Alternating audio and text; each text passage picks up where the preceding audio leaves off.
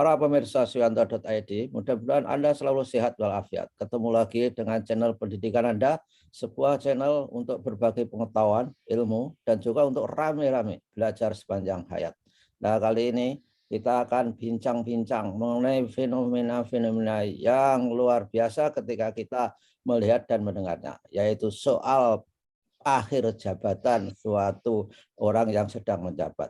Tema kita adalah bagaimana supaya kita bisa mengakhiri jabatan dengan husnul khotimah, berakhir dengan baik. Narasumber kita adalah sudah terkenal, tidak perlu diperkenalkan lebih detail, yaitu Bapak Heri Judianto. Beliau adalah Wali Kota Yogyakarta tahun 2001-2006, kemudian bangkit lagi 2006 sampai 2011. Artinya 2 periode menjadi Wali Kota Yogyakarta yang berhati nyaman itu. Nah, kita sapa dulu. Tapi sebelum menyapa, jangan lupa klik subscribe supaya Anda semua mendapatkan video terbaru dari Pak Heri dan juga dari Suyanto.id. Assalamualaikum warahmatullahi wabarakatuh, Pak Heri. Waalaikumsalam warahmatullahi wabarakatuh, Prof. Yanto. Apa kabar, Pak? Kelihatannya berbinar-binar, selalu ya, sehat. Tentunya pengambilan ini kan subuh ya. Subuh itu pasti kita harus energi yang paling tinggi di saat subuh ini. Dan mudah-mudahan akan menyinari hari ini kita semua, aktivitas kita penuh dengan manfaat. Ya, amin. Dan kalau kita mengerjakan sholat sunnahnya saja, kita akan mendapatkan bumi dan isinya. Jadi kita adalah orang-orang yang kaya setelah kita melakukan ibadah subuh. Nah, Pak Heri, bagaimana kita melihat rekan-rekan Pak Heri itu banyak yang bermasalah ketika mengakhiri jabatan. Ya, banyak itu artinya tidak 1, 2, 3, bahkan puluhan, bahkan ratusan mungkin di level pejabat politik seperti Pak Heri itu. Gimana Pak Heri supaya husnul khotimah dalam jabatan? Gimana resepnya Pak Heri?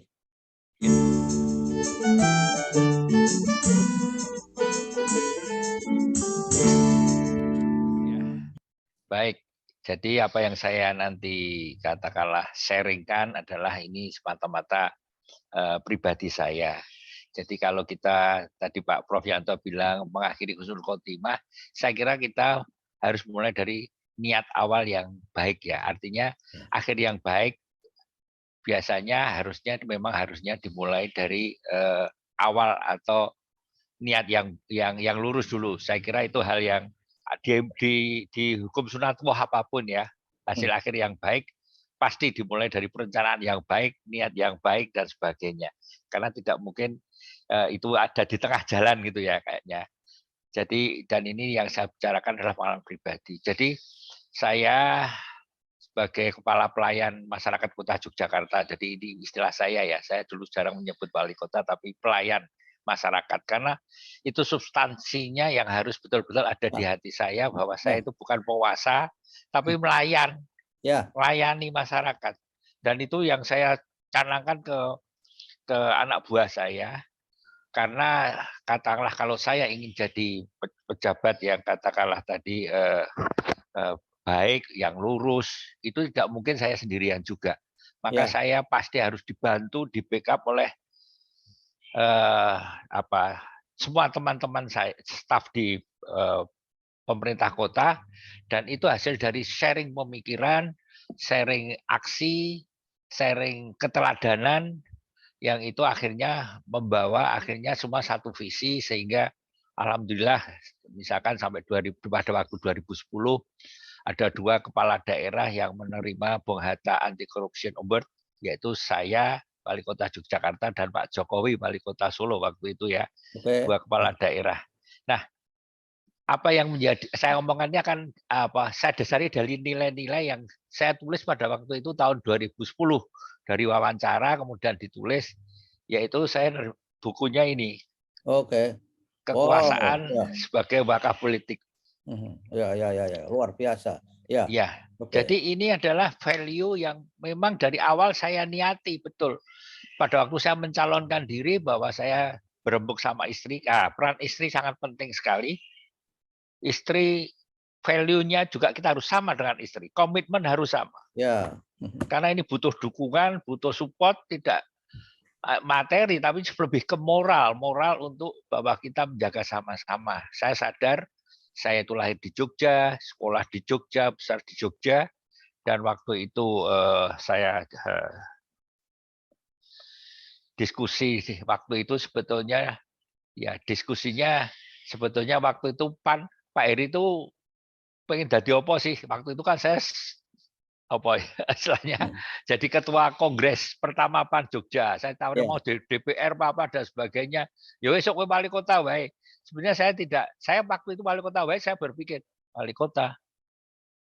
Saya punya apa ya? Nanti kalau saya jadi wali kota saya punya gagasan apa ya? Itulah yang saya justru pertanyaan awal. Saya punya gagasan apa ya untuk Jogja? Kalau saya nggak punya gagasan, ngapain? Sehingga waktu itu pernah saya ditawari bisa langsung jadi, asal jadi wakil, bisa langsung jadi kalau saya jadi wakil wali kota. Saya bilang, lah iya kalau saya cocok dengan wali kotanya. Kalau nggak cocok, ngapain? Karena bagi saya waktu itu saya menerima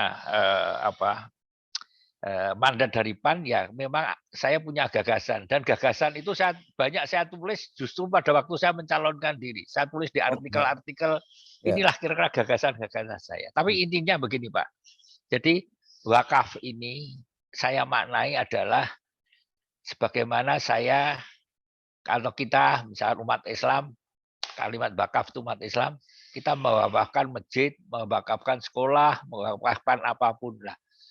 Apakah bisa di wakaf itu ditransformasi dalam politik? Bagaimana saya seolah-olah menyumbangkan, ya, saya menyumbangkan tidak hanya katakanlah tenaga pikiran, tapi juga materi, karena terus terang kita untuk mencalonkan kepala daerah dan sebagainya pasti kita butuh uang, butuh pengorbanan, yang itu kita tidak butuh kembali, sehingga kita harus bicara wakaf dulu.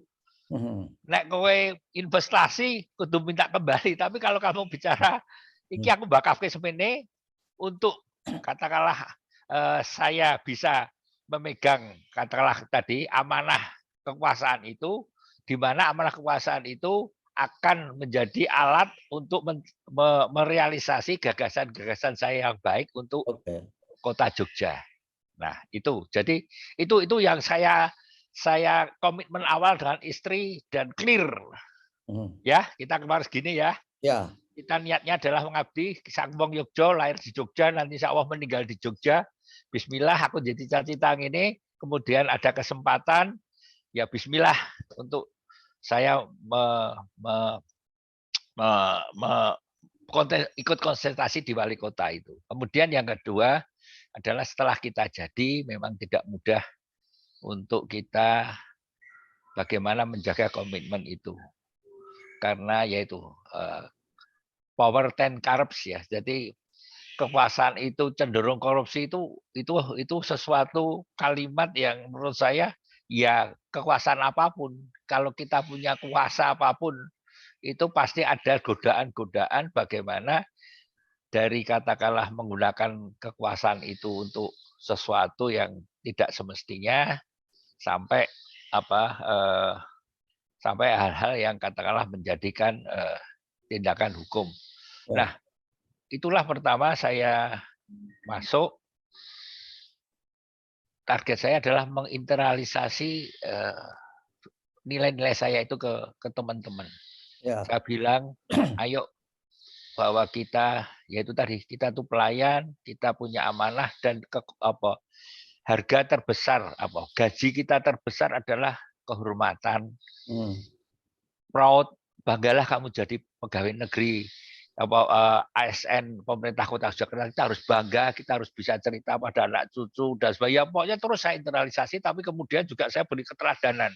Misalkan tahun pertama langsung saya bilang tidak boleh ada yang kirim parcel apapun, khususnya ada yang dari luar maupun khususnya saya bilang dari instansi. Saya nggak mau menerima apapun dari kalian.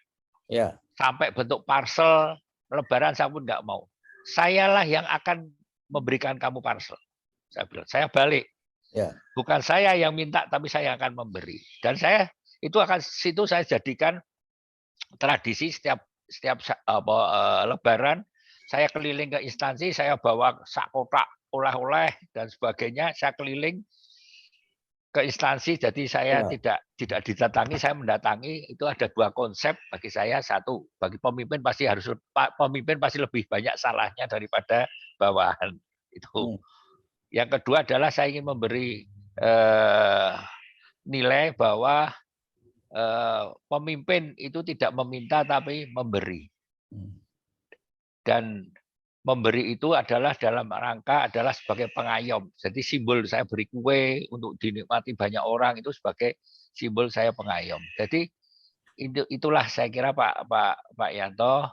Kemudian berlanjut adalah yaitu tadi saya bilang bahwa kita tidak jangan sampai minta-minta. Tapi yang terberat adalah berani mengatakan tidak jika ditawari. Ya, Nah, ya, inilah yang saya kira itu tidak bisa dilakukan seorang demi seorang, tapi bagaimana membangun value. Jadi saya membangun pemerintah kota waktu itu sampai hingga dapat penghargaan Bawata Anti Corruption Award dari dua value. Satu sistem saya bentuk bahwa saya membuka, katakanlah waktu itu namanya UPI, Unit Pengolah Informasi Keluhan. Masyarakat mau mengeluh apa wae silahkan lapor.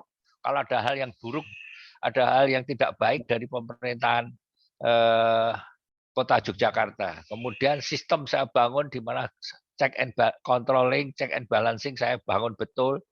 Terus kemudian politik saya singkirkan, tapi yang penting adalah manajerial. Saya tidak pernah bicara politik dalam katakanlah pengangkatan pegawai, promosi dan sebagainya. Yang kedua adalah nilai-nilai tadi. Keteladanan itu penting sekali. Saya selalu menunjukkan bahwa Pak Heri hanya berharap satu, kita bekerja dengan integritas, dengan sebaik-baiknya. Saya selalu bicara, berilah saya hadiah, yaitu kerjakan kamu sebaik-baiknya, tugasmu, proyek ini dan sebagainya, itu sudah bagian dari hadiahmu untuk saya, bagian dari upetimu untuk saya bilang gitu. Kira-kira itu Pak Yanto. Oke, Pak Heri, kita terkendala waktu dan saya minta Pak Heri masih bersedia untuk sharing pengalamannya di episode berikutnya. Tapi saudara-saudara, para pemirsa, values yang penting dalam percakapan ini adalah bahwa pentingnya membangun ekologi sebuah kekuasaan supaya sehat, ekologinya sehat. Sehingga orang Jawa itu kan ada pepatah ya Pak Heri, ojo cedak-cedak kebo gupak. Nah, itu luar biasa itu. Pak Heri melakukan itu, dan juga Pak Heri sudah melakukan teori modern dalam leadership, yaitu servant leadership. Dulu orang teori leadership itu ada yang transformational, kemudian democratic leadership. Pak Heri sudah melakukan pada sampai servant leadership. Itu adalah teori yang terbaru. Dan juga values yang ada di belakang Pak Heri adalah Bu Heri. Tapi memang pepatahnya, orang hebat, orang sukses itu pasti ada wanita di belakang yang hebat juga. Tapi di orang-orang yang nakal malah diplesetkan Pak Heri. Semakin banyak wanita di belakangnya, semakin sukses. Bukan begitu maksudnya. Satu saja lebih hebat seperti yang dilakukan Pak Heri.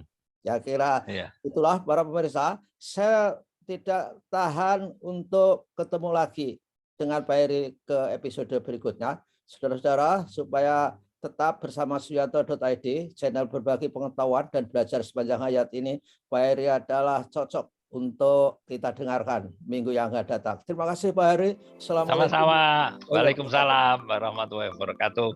Sehat selalu Prof Yanto. Amin.